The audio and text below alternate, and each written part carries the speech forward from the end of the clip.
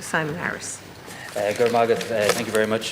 Cian Corley, I would feel wrong to rise to my feet and not take the opportunity as part of my comments to update the House in relation to the ongoing illegal detention of 5 Irish citizens in Israel, including one of our own colleagues in this House, Deputy Barry Heenahan.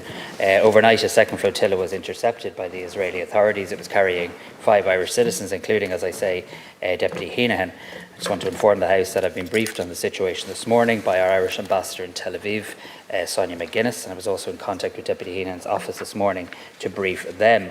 Similar to the interception of a separate flotilla last week, we now expect that all those detained, including Deputy Heenahan, will be transferred to Ashdod Port for processing. From there, they will be likely brought to a detention facility south of Tel Aviv. This is likely to take up most of the day. But Cian Corley, let me be clear, it's my priority and the priority of the Department of Foreign Affairs and the Government to ensure the safety and well-being of our citizens. Our officials on the ground have been in contact with the Israeli authorities regarding the next steps and will, of course, be making arrangements to visit those citizens as soon as possible, and I will endeavour to keep the House updated as soon as is appropriate. Let me assure you that all efforts are being made to make contact with the citizens to ensure their safety and well-being. These individuals are part of a peaceful flotilla seeking to highlight the ongoing humanitarian catastrophe and genocide in Gaza. They pose no threat to Israel. They should not be detained. Their detention is illegal, and international law has to matter in relation to this issue too. Cian Corley, I'm pleased to have the opportunity to commend Budget 2026 to the House. I believe it's a budget which strikes the right balance in meeting the economic challenges facing our country, protecting our economy and jobs, delivering more homes, improving access to vital public services like health, education and disability services, and supporting families and children who need the most help. And I've heard much commentary on the budget over the last day, as you'd expect, but I would refer people to the budgetary documentation that clearly shows that those who have the least gain the most in relation to this budget. That is the definition of a progressive motion. It's there for all to see. The lower two deciles gain the most, and all households gain by, I think it's an average of 1.1%, but those who have the least gain the most. Our commitment to the Irish people in the programme for government and indeed in the preceding election campaign was to provide stability and to deliver progress, to secure Ireland's future and to never take our economic well-being for granted. We clearly set out our strategy for the public finances based on a set of core principles, which included increasing public sector investment to address infrastructural deficits, including using windfall receipts, building up our long-term saving funds. There used to be a time when everyone in this House wanted to spend the rainy day funds. That would have been really imprudent. It's important that we build up those saving funds, running budget surpluses and maintaining a broad tax base with the postponement of income tax changes in the case of economic headwinds. That's what the programme for government says in black and white. Our strategy on the public finances has served this country well to get us to this juncture where we are in a position, one of the few governments in Europe, in a position to deliver an expansionary budget. And we've stuck to these principles in designing a coherent package, which is the first of 5 budgets in the lifetime of this government, the first of 5 instalments, if you like, in terms of delivering on our commitments. Minister Paschal Donoghue has put together a policy-driven taxation package with a clear sense of purpose to stimulate housing development. Everybody in this House, I've heard time and time again, say it's a housing emergency, and it is. Do more, use every lever, do everything you can. We've decided now to use the taxation code to try and stimulate development, and now people criticise that as well. So it's really important that we use every lever, not just the spending side, also the tax side. We've tried to get that balance right. And we heard the experts out this morning, experts on our national radio, saying this will help build more apartments. And I see you nodding, Deputy MacDonald. I'm sure you will welcome that when they are built. There's about 40,000 apartments that have planning permission that haven't yet been built. We need them built because we need our young people in them. And this is a measure to do that, and it's a measure that I fully support as well.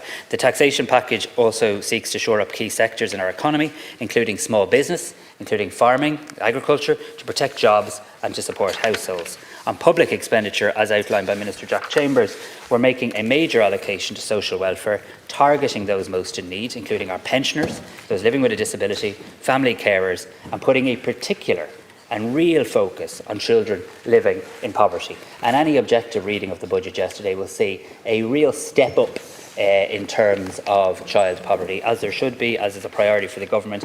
And I welcome the comments from the likes of Bernardo's, who are working on the front line. There's always more to do, but yesterday I think really did listen to the experts in terms of measures that we can take to try and help lift people out of poverty, most particularly lift children out of poverty. We were very clear and we were very honest in the election campaign that we were moving to a more normal budgetary process, that we were moving away from the one-off measures, the idea of nearly having 2 budgets in 1 year, and I'm pleased that we're now beginning to get to the point of permanent structural changes that will help reduce costs that families face, that will help reduce costs that businesses face. We've extended the lower VAT rate for gas and electricity bills for 5 years. Moving away from one-off, will they extend it, won't they extend it, will it be another few months? 5 years of certainty. 5 years of certainty. That's an action. We voted on it last night in this House. We actually took that decision last night, Deputy. Permanently reducing student fees so that students actually have the certainty now, and their parents, that over the course, they're a hell of a lot cheaper than they are in the north where you're leading the government, and you'd want to actually get on with it. And I cannot, Cian Corley, for the life of me,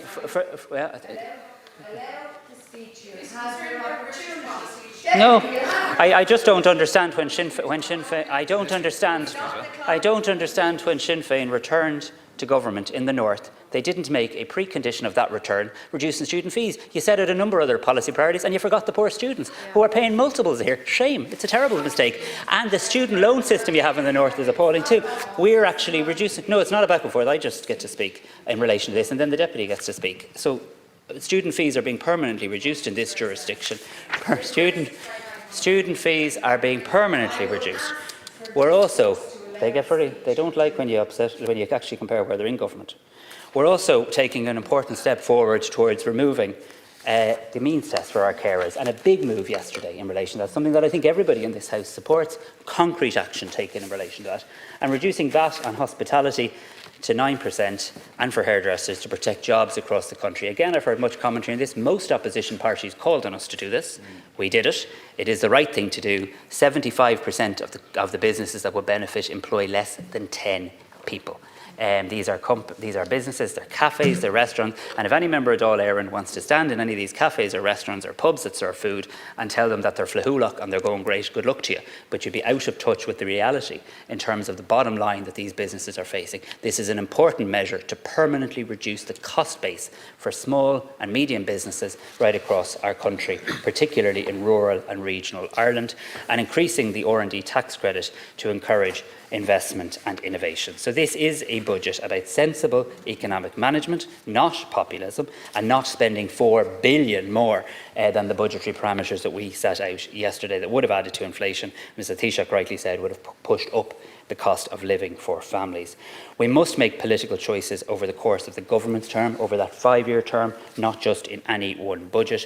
And the choices we're making are about keeping Ireland economically safe, socially just and future focused.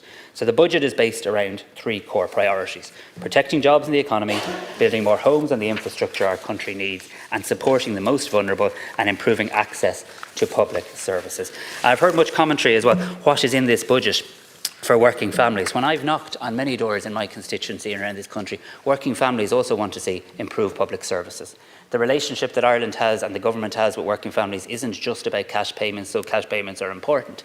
It's also about listening to the needs of what people have said. They want to see more investment in our schools. They want to see more investments in our communities. They want to see more investments in our sports facilities. They want to see children lifted out of poverty. And I think there's many people in this country, because we're a fair-minded people, that understand that when you have to balance resources, that targeted measure, lifting kids out of poverty, is a really good way to go and a sensible way to go as well.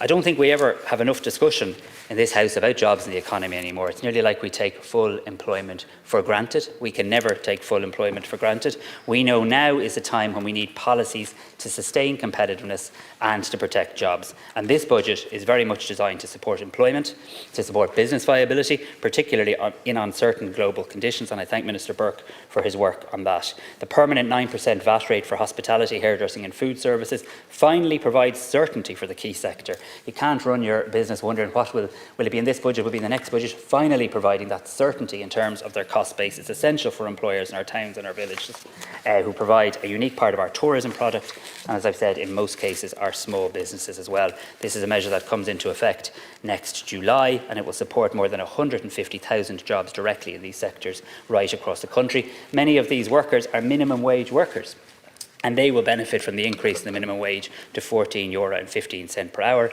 They'll also benefit from the tax adjustments to ensure that they remain outside the top rates of USC. Overall, the minimum wage increase will benefit 200,000 workers, and all workers will also now have an automatic entitlement to a pension as auto-enrolment begins. I think a decision that will be seen as really, really important and significant in the years ahead, enabling people to age with dignity in our country. We need to back enterprise, we need to back innovation right across our economy, and research and development supports are a key driver of high-value employment. I'm therefore very pleased that Ministers Donoghue and Burke have overseen an increase in the rate of the R&D tax credit from 30 to 35%, and an increase in the first-year payment threshold from 75,000 to 87,500 to support smaller R&D projects. Building on the Action Plan on Competitiveness and Productivity and the Action Plan on Market Diversification, this budget will also deliver on tax simplification for businesses, and will see an expansion of supports for the visual effects and the digital game sectors, two important sectors now in the Irish economy and sectors where there's further room for growth. We'll also support our entrepreneurs and our small and medium enterprises with targeted reliefs. Just like other businesses, our farmers also need certainty. And Minister Hayden, along with the Minister for Finance, have delivered a significant commitment to generational renewal, with the extension of farm consolidation, farm restructure and young trained farmer reliefs, as well as the expansion of the farm restructuring relief to include woodlands and forestry. These are important messages we got from the Commission on Generational Renewal, and we're now acting on them, and I acknowledge Minister Healy-Rae's role in relation to the woodlands and forestry. We've also funded targeted increased specific supports to resource the TB Action Plan, to deliver a tillage support scheme. We heard from our farmers very clearly on this, to ensure timely payments under the Acres scheme, and to continue the National Sheep Welfare Scheme. Meanwhile, we'll increase current spending on climate to support just transition, and we'll invest the carbon tax revenues in community energy upgrade schemes and retrofitting, as well as growing investment in renewable energy generation and the circular economy. We all know the housing crisis is an emergency, and that requires us to react with a multifaceted response, and all arms and all agencies of the state acting on an emergency basis. That is what we see in the budget, with a massive capital investment in housing and in water and energy that are enabling parts of the infrastructure we need. The Minister for Finance, with the Minister for Housing, is using the tax system to stimulate housing development, particularly the construction of new apartments, and crucially the redevelopment of derelict properties to a much greater extent. We've all heard this around the country, we see this in our communities. Dereliction in the middle of a housing emergency cannot be tolerated, and therefore it's right that we see a substantial expansion of the Living City initiative and the conversion of the derelict sites levy to a derelict property tax under revenue. I find when things go under the revenue commissioners, people tend to take them a little bit more seriously, with stronger enforcement. This sends out a very serious message to anybody who's engaging and sitting on property in dereliction. The government is extremely serious about this, and there's going to be a derelict tax with the revenue commissioners in the time ahead, so it's time for people to take this really seriously. The budget will also see increases for Commission Planola and for Irish Water, which I'm sure people will welcome, across the political divide to speed up planning and infrastructure delivery.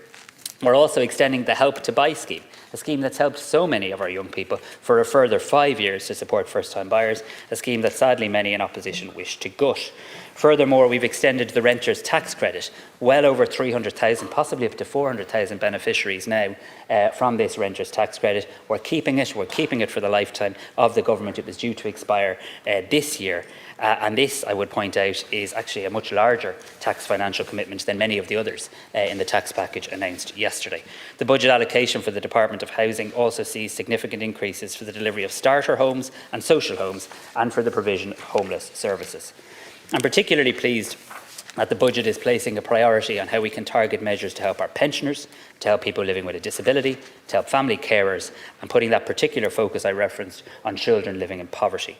We're increasing the weekly rates of the child support payment by €8 per week for children under 12 and by €16 per week for children 12 and over. And I think a really important measure, expanding the back to school clothing and footwear payment, which is so important for so many families, extending it now to children going to preschool for the 2-year-olds and the 3-year-olds, a practical measure that will help young families. We're increasing the fuel allowance payment, and we're extending eligibility to those in receipt of the working family payment. More than 50,000 additional households will now qualify for the fuel allowance as a result of the budget yesterday. Income thresholds for working family payments are also increasing by €60 for all families. We'll raise the thresholds for those receiving income-assessed subsidies to make childcare more affordable, and we'll increase access to childcare with 35,000 more children to benefit from the National Childcare Scheme next year. And we'll also invest €52 million in core funding to improve pay, really important issue we've heard from childcare providers right across the country, to help them grow capacity in the childcare sector. Minister Foley, the Minister for Children, is in the process of developing the action plan on childcare, how we niche together and move together the 21 commitments in our programme for government on childcare, and this will enable us to build on progress around affordability, accessibility and quality when it comes to early childhood education and care systems. The €10 increase in core social welfare rates at twice the rate of inflation will assist pensioners, carers and people with a disability, as will the changes we're making to the fuel allowance. The programme for government commits us to getting the old age pension to €350 over the lifetime of this government, and the actions we took yesterday has us on track to reach that target. We're also beginning to abolish the means test for carers, and the way you do that, and the way we said we'd do that during the election campaign and when we wrote the programme for government together, was increasing the earning disregard for carers allowance. We increase it by €375 in this budget to €1,000 for a single person, and we increase it by €750 to €2,000 for a couple, as well as increasing the associated carers benefit income limit by €200 to €825. We're also increasing the monthly domiciliary care allowance by €20 a month, and there will be a Christmas bonus, which means a 100% increase in the weekly rate of payment for eligible recipients, meaning the likes of our pensioners, people with disabilities, carers and lone parents receiving that Christmas bonus at that important time of the year. I believe we've delivered a strong package for health, education, disability and social care services. And I listened very carefully to the comments of many people, including Inclusion Ireland, who recognised this morning the very significant increase in funding for our disability services. This is badly needed. It's something we've got to build on in the time ahead. I want to thank Minister Naughton, Minister Foley for the very good work they did in relation to this. It will see us spend an extra €628 million in a single year on our disability services, enabling us to get a proper base in place for disability services, and also begin to increase residential care provision, respite, personal assistance and home support hours, as well as helping to secure the sustainability of the Section 39 sector. And I want to acknowledge the very important role that that sector plays as well.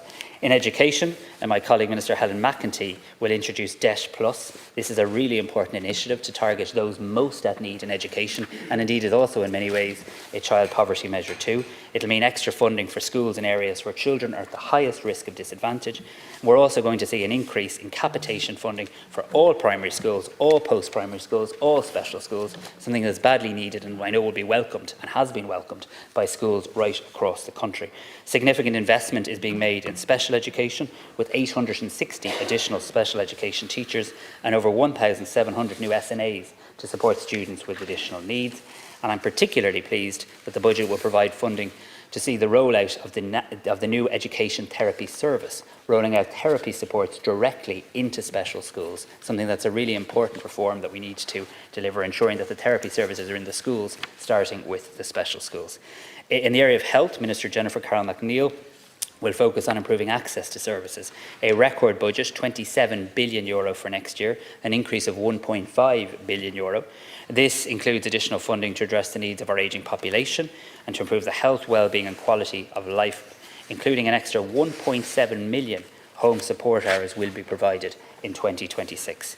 There will be a focus on improving regional equity and access and reducing waiting times, funding for 3,300 new positions in the health service, 3,300 extra staff will work in the Irish Health Service next year, and a focused investment in older people's care, mental health, particular focus on mental health yesterday, and acute services as well. We've got to continue to drive the reform agenda around rostering, around the availability of services, improving patient flow, and ensuring care is accessible when people need it the most as well. Pleased to see a focus on things like increased immunisation, smoking and vaping cessation, screening and targeted programmes to tackle obesity, frailty and chronic disease. To meet growing demand and improve access, we need to open new capacity, and the budget will provide funding for 251 new acute hospital beds and 280 community beds, as well as new surgical hubs and primary care centres. We're funding and Garda Síochána for the recruitment of up to a further 1,000 trainee Gardaí and an additional 200 Garda civilian staff to fill valuable specialist roles and facilitate the ongoing redeployment of trained Gardaí to frontline policing.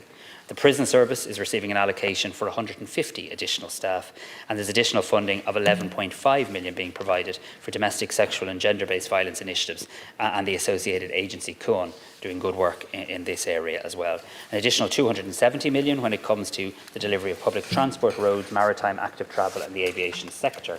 And we're providing additional funding to support the continued rollout of the National Broadband Plan, something that there's a lot of debate on in this House. I think something that objectively people would admit now has been a really, really good success story in rolling out high-quality broadband to the most rural parts of this country and also to islands as well, making a real difference to people and providing the investments that our post office network and our postmasters highlighted very clearly to all of us, that €15 million per year being provided to secure the post office network as well. The basic income for arts pilot scheme has been a success. I'm sure we've all met people across the country benefiting from that. More art being produced, artists having a certainty of their income. The pilot scheme, again, another example of moving away from one-off pilot schemes to a permanent scheme for basic income for artists that will add extra capacity every year so more and more of our artists can benefit. And the application criteria will also be broadened to accommodate more artistic disciplines. Funding is being increased for TG Cahir to ensure the provision of high-quality Irish language content, and the Media Fund supporting public service broadcasting and journalism through Commission Man is also being increased. We're providing significant increased current and capital funding for the development of our sports facilities nationwide and resources for local sports developments.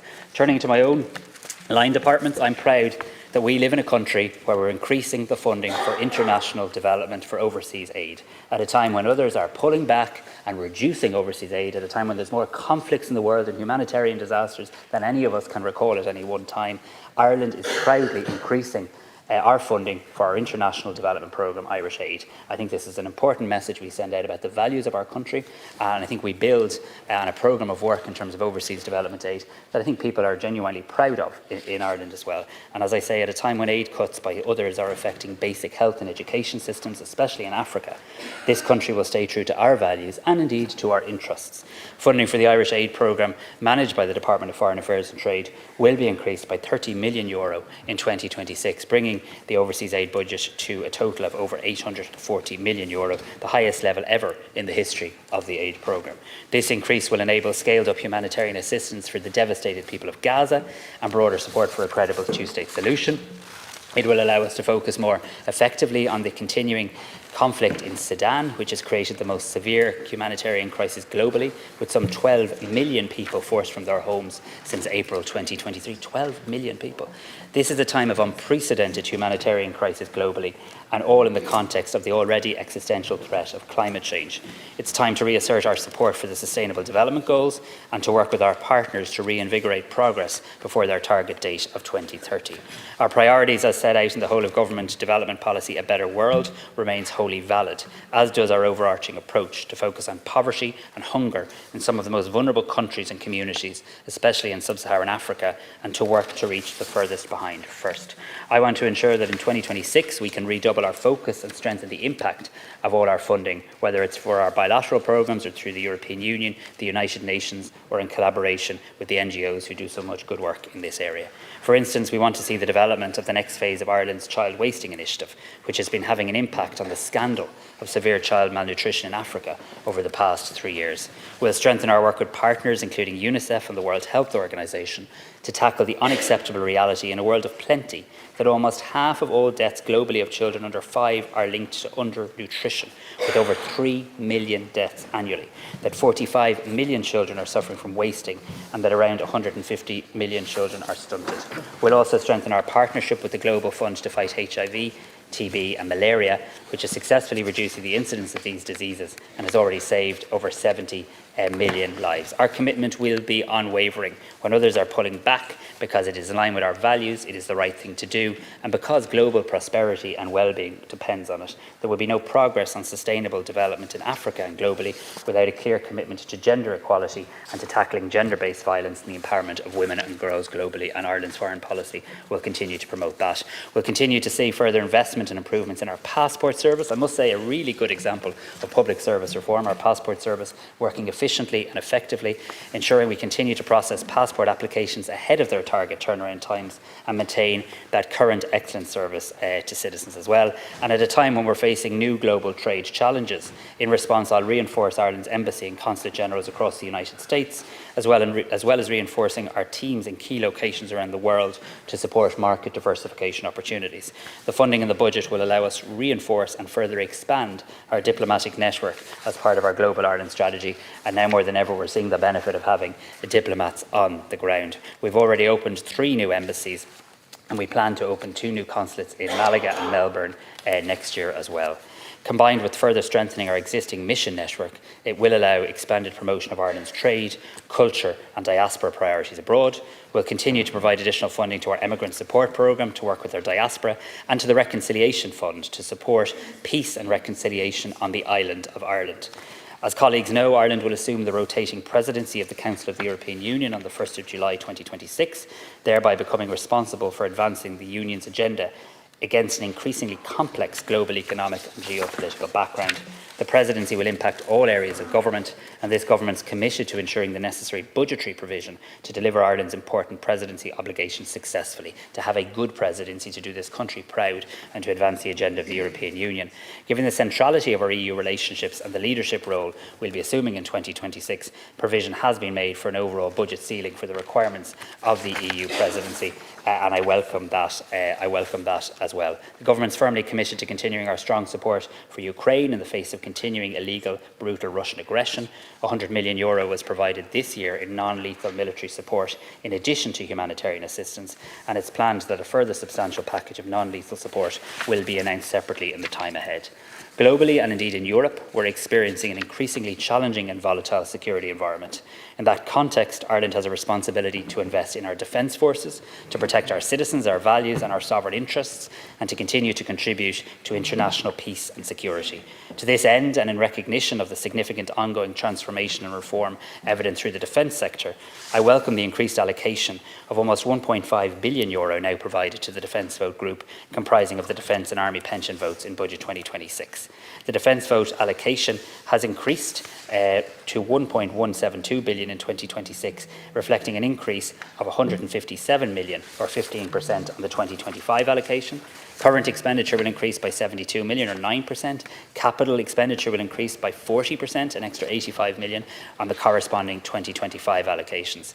In 2026, the defence pay allocation will rise to almost €600 million, an increase of €33 million on 2025. And this level of pay funding will provide for the full impacts of the National Pay Agreement, along with the creation of new posts throughout the Department and the Defence Forces in critically important vital areas such as cyber security. The Government remains committed to increasing our Defence Forces numbers, and today's allocation will provide for the recruitment, training and support of an additional net 400 members of our permanent Defence Forces next year, as well as further funding to support the recruitment effort. As evident by the increasing number of inductions, there remains huge interest in joining the Defence Forces and serving our country proudly. I welcome the increases that will allow us to continue to target funding to facilitate investment in digital transformation, maritime security, national societal preparedness and resilience campaign initiatives. Funding is also provided to the Reserve Defence Forces and the Civil Defence, 2 organisations which I pay tribute today, with a proud record of support to this state. The capital allocation for defence for 2025 and 2026 will be the largest such allocation ever provided, and I welcome that as well. We are on track to reach level of ambition 2 and indeed to prioritise and deliver on the report and the Commission on our Defence Forces as well. And I want to commend the Department of Defence and I want to commend the Defence Forces for their ongoing and excellent commitment and effort to the state and to public service. And I particularly want to thank all members of the Defence Forces, most particularly those serving overseas on peacekeeping missions today. This funding is an investment in them, an investment in our security, an investment in the men and women who proudly wear the uniform of Óglaigh na hÉireann. We should never take our economic strength for granted. Ceann Comhairle, It's not by accident we're in a position to make investments when others are having to retract from that at a European level. Our nearest neighbours and many around would love to be in a position to stand up and announce more money for key public services, more money and investment for those most in need, and an unprecedented level of capital investment. We haven't gotten to this point by accident. The budget announced yesterday and will be delivered in the time ahead will enable us to keep this country safe, will enable us to build more homes, deliver better public services, lift more children out of poverty and support those in need. It will help us to meet the challenges we face in the here and now, and it will pave the way to securing Ireland's future. I commend the budget. Now we move to